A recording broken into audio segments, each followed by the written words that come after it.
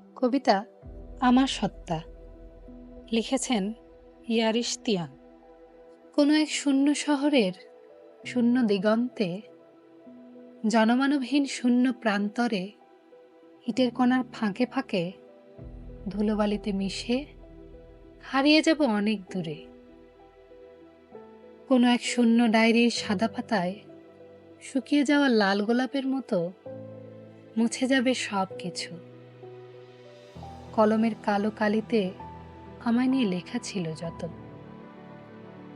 কোনো এক শূন্য দিনের মলিন সূর্যাস্তের ন্যায় মানুষকে মুগ্ধ করার বদলে দিন শেষে অস্তমিত সেই সূর্যের মতো করে আমিও যাব শেষ দিগন্তে চলে।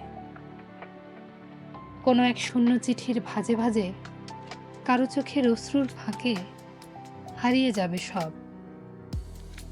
আমায় নিয়ে লিখেছিল যে ভুলে যাবে সেও আমাকে। কোনো এক শূন্য প্রভাতের কোকিলের ডাকে চায়ের স্বাদের পরিবর্তন হবে।